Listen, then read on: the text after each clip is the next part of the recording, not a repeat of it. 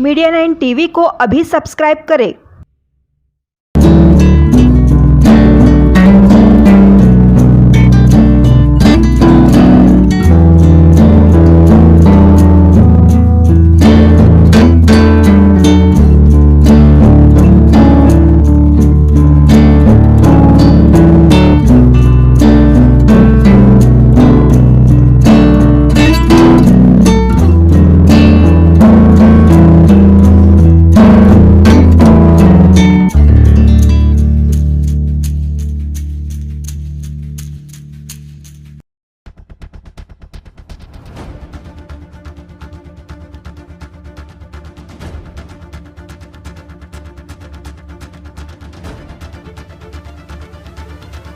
तीन साल की अवधि के बाद नवी मुंबई का क्रेडाई BNN बिल्डर एसोसिएशन 3 मई से 16 मई तक 4 दिनों की अवधि में 20वीं संपत्ति प्रदर्शनी की मेजबानी कर रहा है।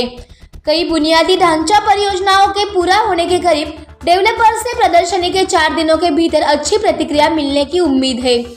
2018 के बाद 3 साल की अवधि के बाद वाशी में 13 मई से 16 मई तक 4 दिवसीय प्रदर्शनी में अरवली से खोपोली तक 100 से अधिक डेवलपर परियोजनाएं प्रदर्शित की जाएंगी। वाशी पुनर्विकास परियोजनाएं भी उपलब्ध होंगी। प्रदर्शनी वाशी प्रदर्शनी केंद्र में आयोजित की जाएगी। GST मुद्दे के कारण डेवलपर का संगठन 2019 में संपत्ति प्रदर्शन को भरने में असमर्थ था और 2 साल बाद एक महामारी हुई।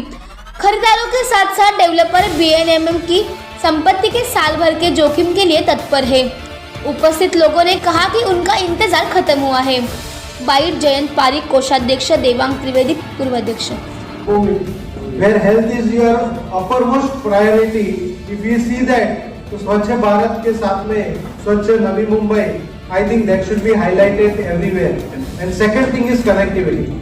Infrastructure connectivity will be our second biggest focus.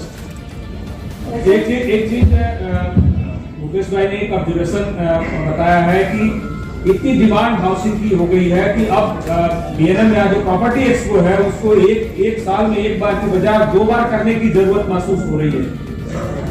अब मुकेश भाई आप भी बताइए कि ये डिमांड इतनी क्यों बढ़ रही है, क्या इसके पीछे प्रमुख कारण है जिसको लेकर नवी मुंबई में एक तरह से हाउसिंग डेस्टिनेशन के तौर पर ये डेवलप हो रही है? देखो बिकॉज यहाँ पे जो हाउसिंग की डिमांड बढ़ रही है बिकॉज फ्रॉम यहाँ का इंफ्रास्ट्रक्चर सिडको ने जिस हिसाब से इंफ्रास्ट्रक्चर किया हो उसको बैडमिंटन NMMC कर रही है और जिस हिसाब से कनेक्टिविटी यहाँ की बढ़ रही है, जैसे कि अभी आप 360 डिग्री का बता रहे हो तो 360 डिग्री खाली कनेक्टिविटी है। जैसे कि पहले अपने पास एयरपोर्ट कभी आएगा, अभी एयरपोर्ट आने में ही है। फिर रोड वाइज समझ ट्रांसफार्मर आ गया, वो भी अपने हाल ही में आ जाएगा। जो पानी की सर्विस है मतलब वाटर ट्रांसपोर्ट है वो भी आ गया। बाकी पुणे एक्सप्रेस भारत नवी मुंबई से ही जा रहा है और बस पाम बीच हर कनेक्टिविटी के हिसाब से 360 डिग्री। फिर एजुकेशन देखो तो आज सिटी के अंदर इतना अच्छा है, हॉस्पिटलिटी के अंदर देखो तो उसके अंदर भी अपना नवी मुंबई आगे बढ़ रहा है। तो ये 360 का कंसेप्ट और स्मार्ट सिटी का कंसेप्ट है, उसी के बारे में उसको हाईलाइट किया गया है। ये एक डिमांड जो बढ़ रही है इसका कितना इम्पैक्ट जो सिडको जो हाउसिंग डेवलप कर रही है उसमें कितना पार्टिसिपेशन सिडको का हो रहा है और जो बिल्डर फैकल्टी है उसका कितना पार्टिसिपेशन हो रहा है, कितना ज्यादा इंपॉर्टेंट मामला है। वैसे सिडको का काम था कि डेवलपमेंट करो हाउसिंग को और रेट पर कंट्रोल रखो, लेकिन सिडको खुद जमीनों की बोली लगाती है, नीलामी होती है। तो आप लोगों के सामने जो जमीनें काफी कम रेट में बिकती थी 4-5 लाख रुपए पर स्क्वायर मीटर बिकने लगी है, इसलिए रेट्स आपको बढ़ाने पड़ रहे हैं। तो क्या इसका इम्पैक्ट कुछ होगा कि दोनों का अगर शेयर बराबर हो हाउसिंग में?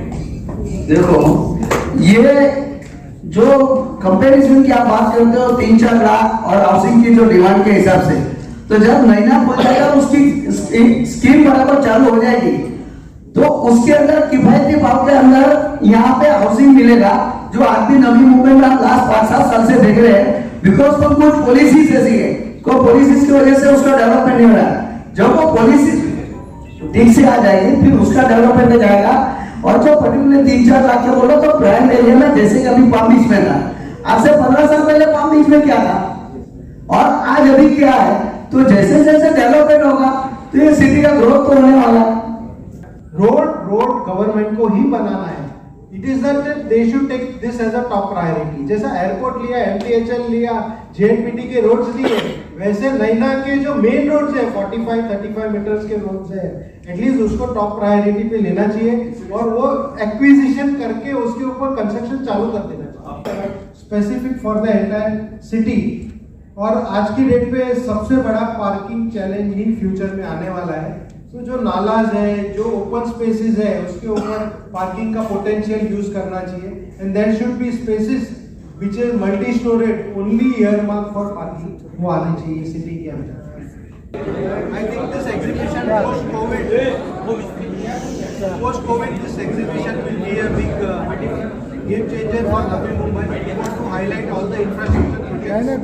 We also want to put forward all the unique selling features of Navi Mumbai and काफी सारे projects in affordable segment, mid luxury, ultra luxury segment में हम showcase करेंगे और I think there is a strong demand coming up. पहले क्या था, हम push करते थे, Navi Mumbai को push करते थे. Now there is a pull. People are coming to Navi Mumbai out of choice. That's a very big and a very strong trend. Budget और कॉमन बैंक में किस तरह से फोकस किया गया है?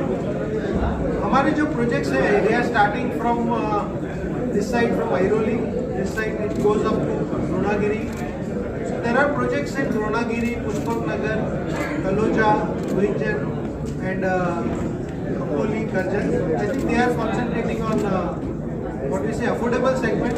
We have Palm Beach, Vashi, redevelopment projects, CBD, Nerur, which are concentrating on mid luxury and luxury segments.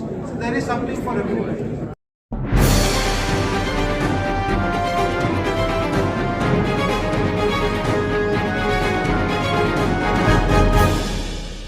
Media 9 TV को अभी सब्सक्राइब करें।